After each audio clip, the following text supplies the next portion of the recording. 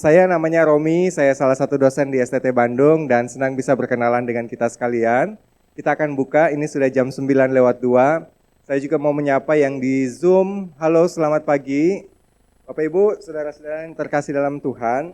Acara simposium kita pada pagi hari ini terselenggara atas kerjasama Sekolah Tinggi Teologi Bandung, lalu ada PMDM, terus ada proyek dari Ikhlas yang juga mensupport banyak hal di dalam program-program untuk perbincangan Faith and Science. Bapak Ibu, saya bacakan beberapa deskripsi. Yang pertama, total naskah yang kami terima itu sebenarnya ada 24 naskah ya, 24. Lalu yang diterima yang akan mempresentasikan nanti itu ada 16, ada 21 orang. Karena biasanya ada penulis yang double atau 3 begitu. Lalu ada 21 orang dari 13 institusi, 8 kota. Total peserta simposium kita, kalau dari data yang saya dapat, ada 87 orang yang akan bergabung dengan kita pada hari ini. Dari 31 institusi dengan kategori 67 yang onsite dan 20 yang online. Saya mau menyapa yang online dulu. Bagi rekan-rekan peserta online, ada panduan untuk terjemahan yang akan dikirimkan ke kolom chat dari Zoom kita ya. Jadi bagi ada beberapa narasumber yang semuanya tidak akan ada terjemahan. Jadi Bapak Ibu menggunakan mode terjemahan, bisa lihat panduannya. Klik titik 3, more, terus language setting dan lain sebagainya. Baik, kita akan mulai. Kita sama-sama berdoa dulu dengan kasih.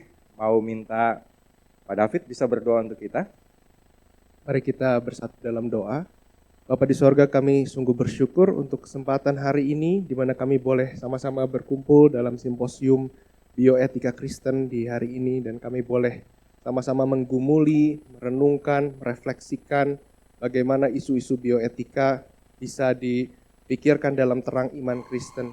Kiranya Tuhan, Engkau boleh bersama dengan kami, menyucikan, menguduskan hati dan pikiran kami, dan memperlengkapi kami, supaya selesai dari simposium ini kami boleh diperlengkapi dan dipersiapkan untuk melayani lebih lagi. Dalam nama Kristus Yesus Tuhan kami berdoa. Amin. Terima kasih Pak David, dan Ibu Arlina adalah Ketua Koordinasi Acara untuk seluruh kegiatan kita dari pagi sampai sore jam 3 nanti ya. Kita akan mendengarkan 2 saja sambutan. Kita akan dengarkan yang pertama dari Ketua dari Sekolah Tinggi Teologi Bandung, Bapak Sutrisna Harjanto Pitsti. Mari kita berikan aplaus. Baik, selamat pagi Bapak Ibu, teman-teman semua. Betulnya acara pagi ini membawa saya berjumpa dengan banyak teman-teman lama, termasuk Dr. Eka, Pak Denny Boy, Dr. Hedwin baru belakangan ya, tapi sudah jadi teman, dan banyak lagi teman-teman yang lain. Kita sangat bersyukur untuk kesempatan pagi hari ini, karena ini jadi satu momentum yang penting. Dan ini kami berterima kasih untuk kepercayaan dari rekan-rekan yang lebih dulu menyelenggarakan tahun lalu, dari Ukrida dan dari Persekutuan Medis Perkantas. Ya, topik yang dibahas hari ini tentang pertanyaan-pertanyaan etis di seputar akhir kehidupan. Ini memang topik klasik, tapi makin dekat dengan kehidupan kita dengan perkembangan teknologi modern ya. Dalam satu survei nasional Faith and Science yang sedang kita kerjakan ini, STTB bekerja sama dengan Ikhlas Global, ada sesuatu yang menarik muncul di situ. Waktu ditanya 3 topik apa terkait Faith and Science yang paling jadi pertanyaan, maka nomor 1 adalah AI. Tebak nomor 2 apa? Nomor 2 adalah awal dan akhir kehidupan. Baru nomor 3 isu seputar gender. Jadi memang topik yang kita bahas hari ini sesuatu yang menjadi pertanyaan bagi banyak orang. Ngomong-ngomong nanti Bu Arlina akan minta kita juga yang belum mengisi survei itu. Sudah 350 responden, pemimpin gereja dan pelayanan, Bapak Ibu yang saya yakin banyak yang bukan hanya di profesi medis, tapi juga aktif dalam pelayanan termasuk bagian dari survei tersebut. Saya rasa rekan-rekan yang menekuni pelayanan di dunia medis dan pelayanan pastoral adalah mereka yang paling dekat dan paling sering berhadapan dengan pertanyaan-pertanyaan etis tersebut. Kalau secara umum kita mungkin ketika ada anggota keluarga yang ada di ICU dan kemudian sedang fungsi-fungsi tubuhnya sudah mulai terhenti, banyak terhenti, tinggal detak jantung yang masih ada, pertanyaan besar yang sering kali muncul adalah sampai kapan alat bantu di ICU itu perlu ada di situ untuk anggota keluarga kita yang terkasih. Dan itu menjadi satu pertanyaan yang tidak mudah antara kasih tanggung jawab dengan realitas. Sampai di mana kita harus bertanggung jawab. Tapi sekali lagi, rekan-rekan yang langsung di dunia medis menangani pasien dan kemudian gembala seperti Pak Philip akan ditanya sama keluarga. Philip ini gimana ya? Dokter ini gimana ya? Sehingga topik hari ini menjadi satu topik yang penting untuk kita dan bahwa ini akan ditinjau dari aspek akademis, teologis, kemudian akan ditinjau dari aspek medisnya, kemudian akan ditinjau dari aspek pastoralnya, yang akan memperkaya pemahaman kita, menolong kita, baik yang hadir hari ini maupun mereka yang kemudian akan menyaksikan rekaman video YouTube-nya ya, kemudian hari. Terima kasih untuk para narasumber. Dr. Rolanca, apakah sudah ada di... Terima kasih untuk Dr. Venita yang akan membagikan dari aspek medis. Kemudian terima kasih untuk Pendeta Philip Jung yang akan membagikan dari aspek pastoral. Tuhan memberkati conference workshop kita hari ini. Terima kasih. Saya kembali. Terima kasih kepada Pak Sutrisna. Selanjutnya kita akan dengarkan sambutan singkat dari Ketua Pelayanan Medis Nasional, PMDN Perkantas, Dr. Eka Yuda Lantang, MIN, MN, mempersilakan. Baik, shalom. Mungkin saya nggak lama, tadi briefingnya jangan disebut satu-satu katanya, seperti Pak Presiden absensi. Jadi saya akan langsung aja ya, kepada Pak Sutrisna ya, Ketua STB, Ketua Panitia, para pembicara, saya langsung cepat, dan juga kepada moderator. Ya, terima kasih tentunya, kita bersyukur pada pagi hari ini kita bisa bersama-sama tempat ini untuk sebenarnya merupakan kelanjutan daripada mimpi secara khusus kami di PMDN, karena ini memang adalah suatu perjalanan panjang dari PMDN. Mungkin saya perlu gambarkan sedikit, PMDN itu adalah Pelayanan Medis Nasional, suatu persekutuan dokter dan dokter gigi Kristen yang ada di Indonesia, yang memang di Indonesia kami berada ya, bisa dikatakan berada di bawah Perkantas, tapi secara worldwide kami juga berafiliasi dengan ICMDA, International Christian Medical Dental Association. Perjalanan kami itu sudah agak panjang terkait dengan isu bioetika, karena sebelum pada waktu 10 atau 20 tahun lalu ya, pada waktu pembentukan undang-undang aborsi, itu kita sudah mintai pendapat tentang isu-isu terkait dengan awal dan akhir kehidupan. Tapi kemudian ini semakin berakselerasi beberapa tahun terakhir, karena sempat ada usulan untuk perubahan di deklarasi atau di sumpah dokter, kode sumpah dokter dunia, terkait ada hal yang conscience objection namanya. Jadi di situ adalah kita disuruh, semua dokter itu disuruh untuk merujuk kalau kita tidak mau melakukan aborsi. Contoh, atau tidak mau melakukan eutanasia. Dan di beberapa tempat kami sharing dengan teman-teman dokter di seluruh di beberapa di kawasan dunia yang lain, bahkan itu bisa kalau kita nggak ngerujuk, kita bisa dipidanakan. Jadi memang ini adalah pergumulan yang dekat seperti yang dikatakan Bang. Kalau tadi Bang Sutrisna menyatakan kalau dokter yang setiap hari ditanyakan di ICU, ya saya dokternya. Karena saya intensivis. Saya memang sehari-hari bekerja di ICU. Jadi memang pertanyaan itu makanan sehari-hari saya. Nah teman-teman, apa sih maksud tujuan dari kita melakukan konferensi dan bahkan bisa dikatakan sebagai series ya.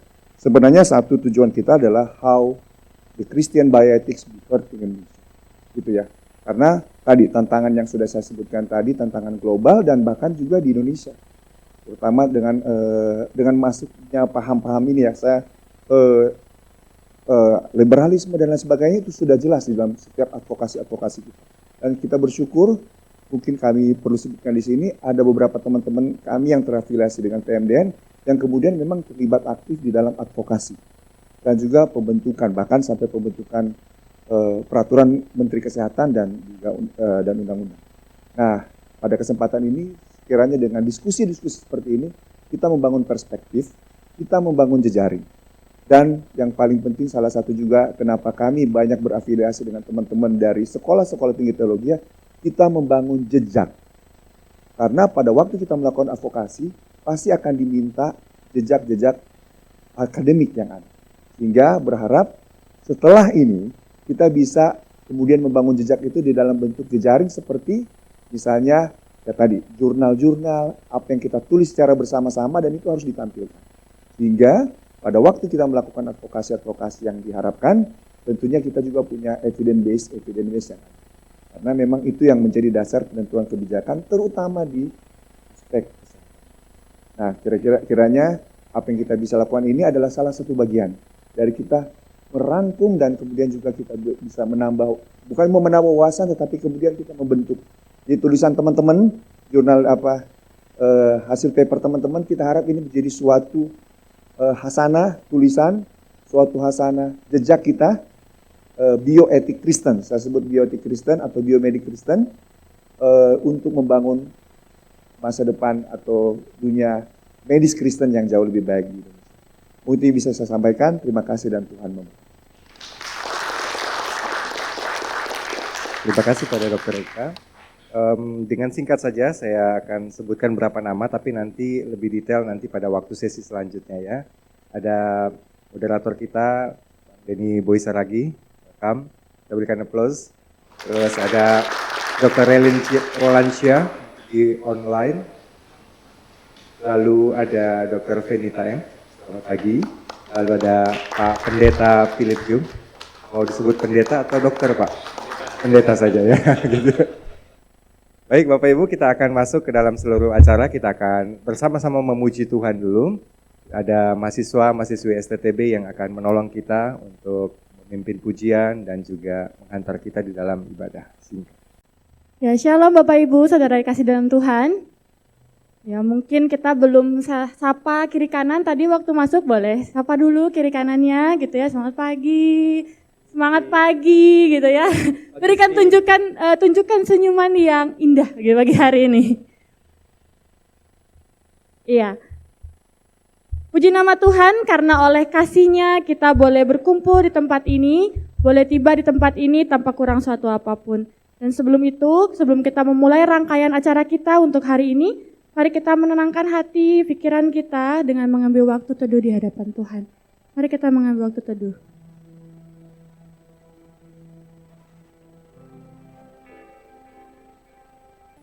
Amin. Allah kita adalah Allah yang Maha Kuasa. Dialah Allah yang merancangkan setiap kehidupan kita, karena Dialah Allah Sang Pencipta alam semesta, dan hanya Dialah Allah yang bertahta di atas segalanya. Mari saya mengajak kita semua untuk mengangkat pujian, hanya Dia Tuhan, Pencipta alam semesta.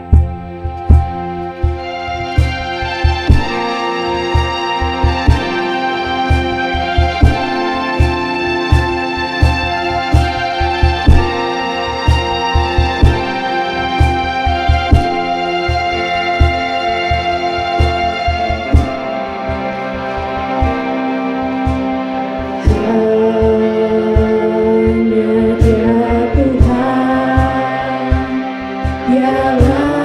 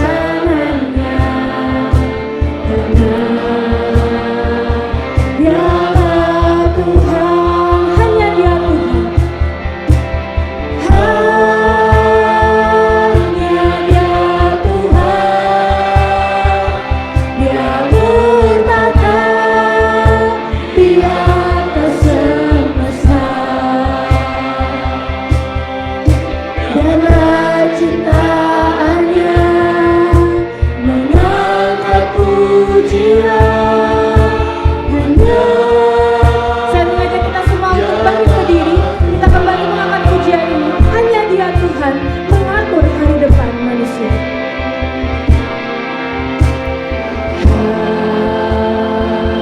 Hanya Dia Tuhan mengatur hari depan manusia.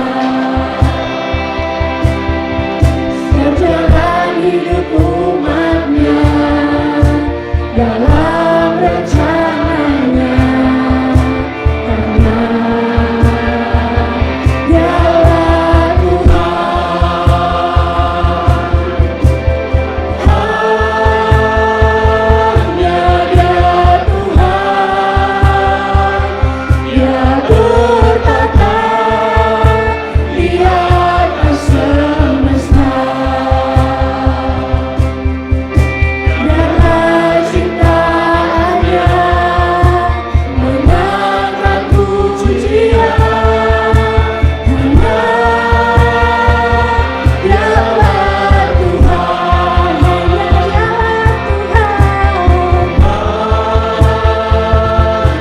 Dialah Tuhan. Dia bertata di atas semesta. Biarlah ciptaannya mengangkat pujian. Hanya Dialah. Mari kita membesarkan Dia, mengagungkan Dia. Besar Allahku, nyanyikan besar Allahku. Besar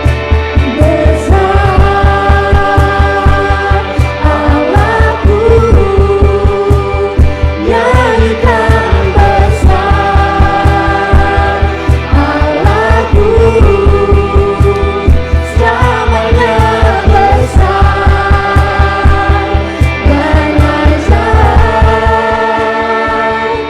Tuhanku, besar Allahku, besar Allahku, nyanyikan besar Allahku, selamanya besar dan ajaib. Sekali kita katakan besar Allahku, besar Allahku. Besar Allahku, nyanyikan besar Allahku, selamanya besar dan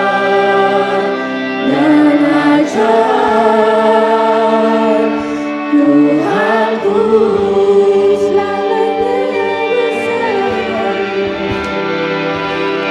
Tuhanku, selamanya besar, selamanya besar dan ajaib.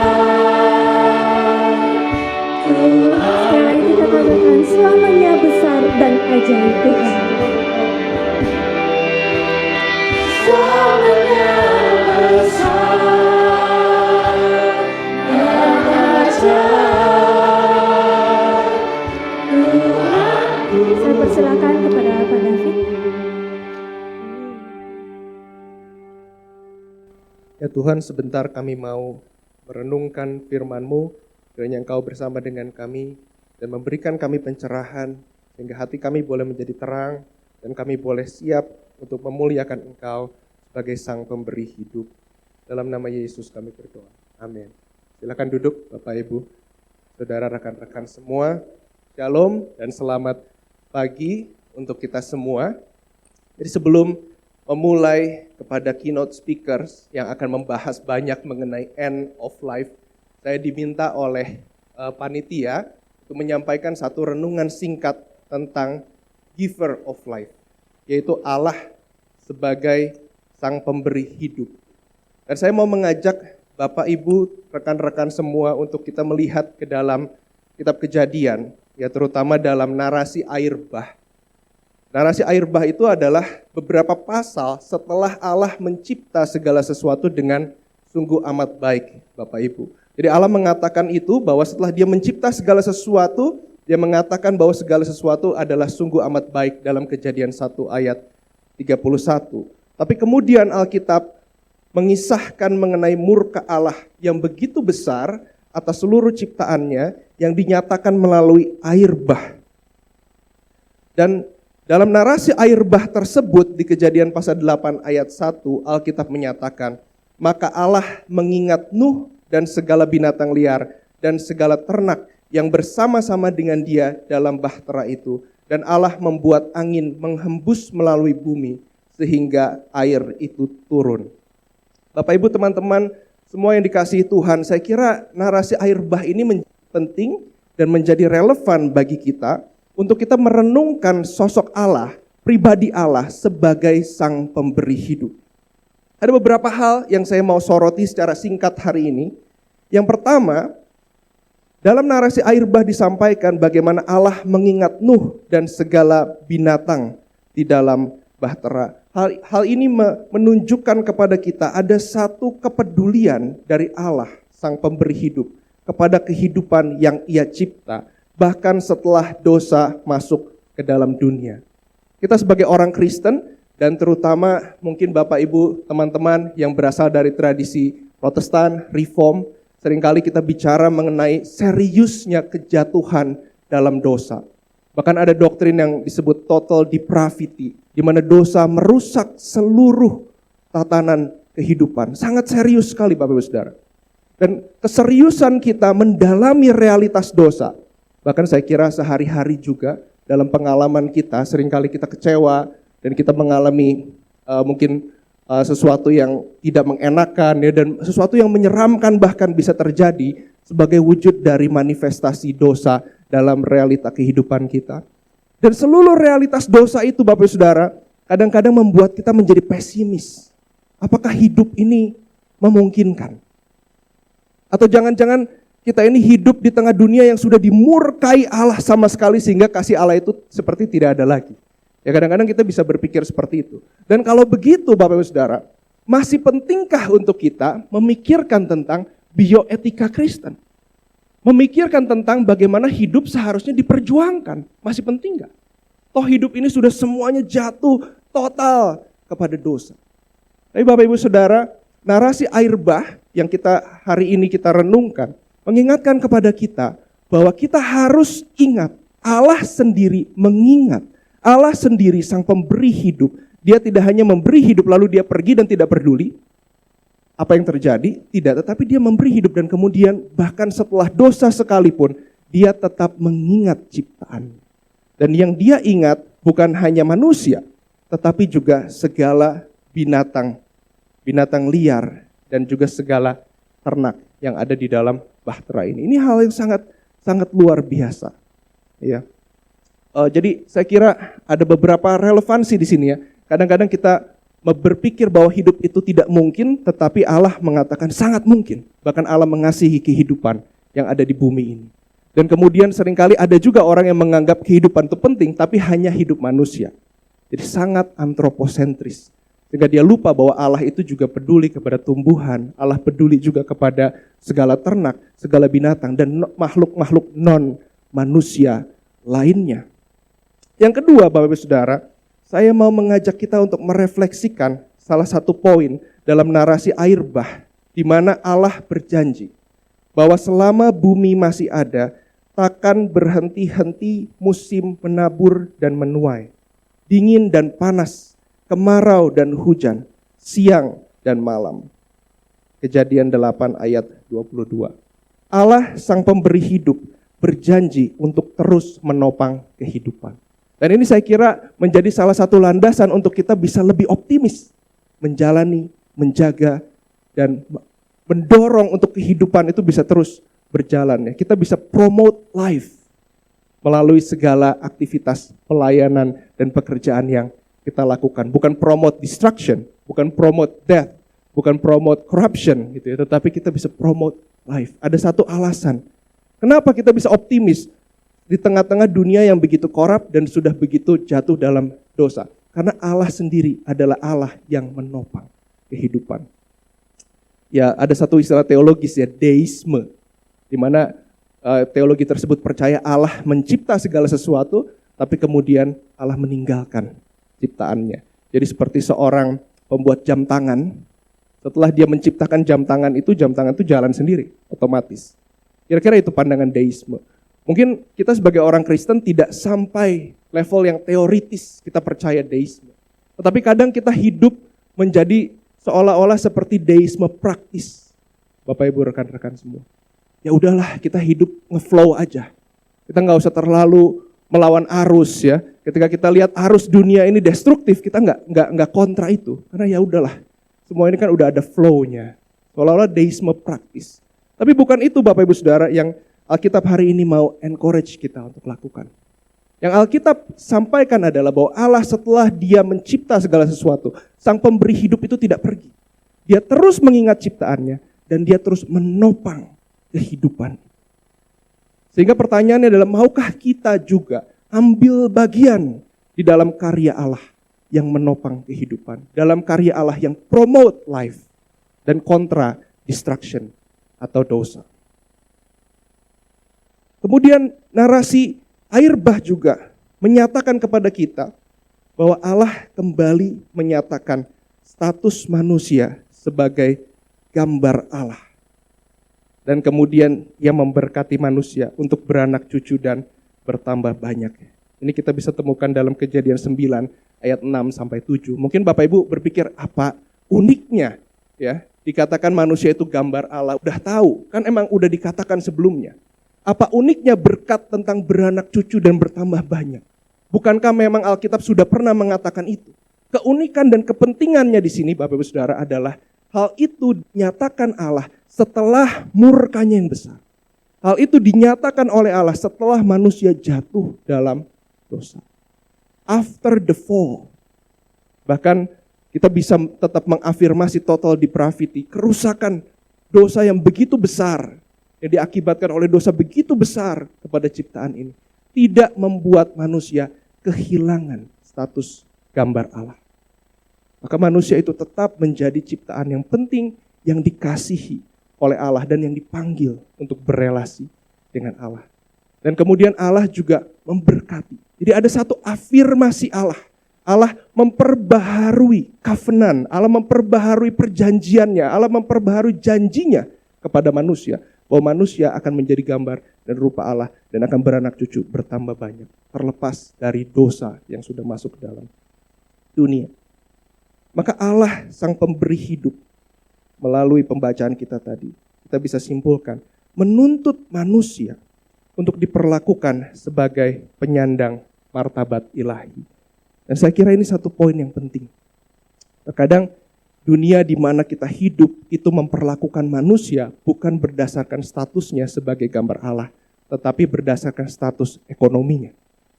Kalau ekonominya tinggi, ya mungkin akses kesehatannya, bukan mungkin ya, pasti.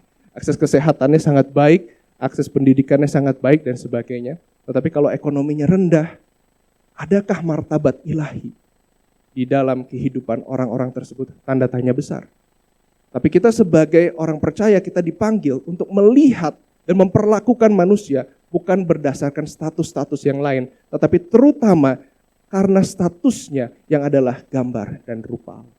Afirmasi kita sebagai manusia, sebagai penyandang martabat ilahi, saya kira akan mempengaruhi cara kita untuk merefleksikan tentang bioetika Kristen ini, Bapak Ibu Saudara.